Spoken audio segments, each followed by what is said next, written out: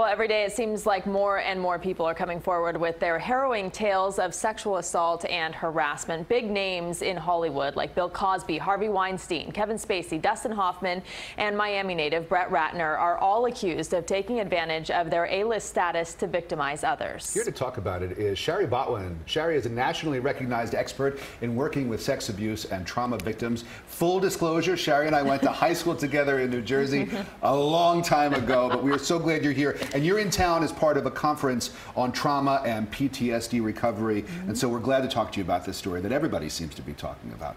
Why are so many victims feeling courageous enough to suddenly come forward?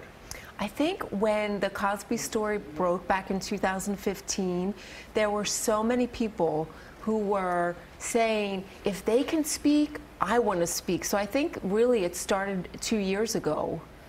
I think power in numbers. One person tells their story and then another person says, that's my story. And then it sort of is like a domino effect.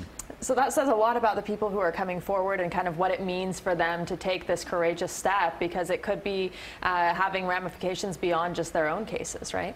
Absolutely. So let's talk about some of these headline making cases, and I know that you've done a lot of work on the Cosby story, but you know, and Hollywood names are, of course, are going to get attention in the media, but these kinds of abuses and harassment, this probably happens in every kind of workplace. It's been happening for decades. It happens in the workplace, it happens in people's homes, it happens in religious sectors. It happens every day, every minute of the day. Why? Why does it happen? Yeah. I think that, again, like, we still live in a society where people think it's okay to use their sense of power or their need to be in control to take advantage of somebody or people who are really vulnerable. I want to talk to you a little bit about the causes, because there have been some articles coming out today about Kevin Spacey, for example, and how his father is alleged to have been abusive sexually and physically to him and his brother.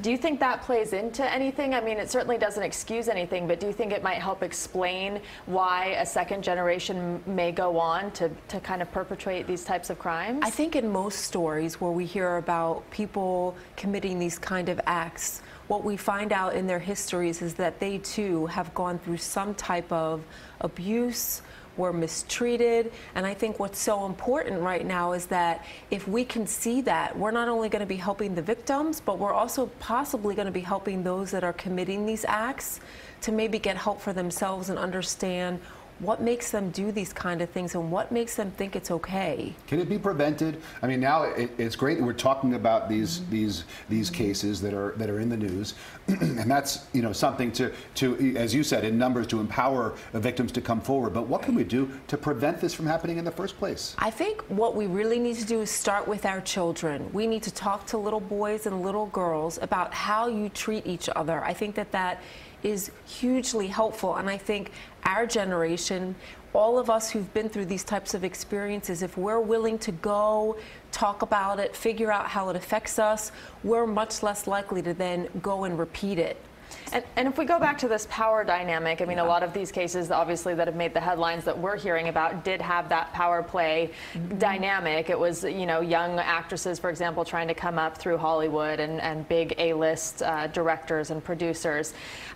And it seemed to just kind of be a part of that world. It just seemed to be an accepted part of climbing the ranks. I think in any work situation where there's an element of power and you have young men and women who are vulnerable, who are trying to make it in this world, they'll do anything to get to the top. And I think when you say that, that's why so many of these women and men haven't said anything until now, because not only is their life at risk because of what's happening to them, but their career. If I speak, if I say what so-and-so did to me, they're telling me they're going to ruin my life. So oftentimes, the people that we're hearing about, they're coming forward in their 40s, 50s, and 60s, but a lot of them go through these experiences when they're newly out of college, when they're in their early 20s, and they're just trying to figure out their way, and they're thinking, I'll do whatever I can to be successful, even if it means keeping my mouth shut. Well, we certainly wish all of those victims the best as they sort of go through this journey, and I guess that's exactly what it is. And Shari Botwin, I know you've dedicated your life to helping people through that journey, so thank you so much for joining us Thanks tonight. for having me. It's great to see you. Good to see you too.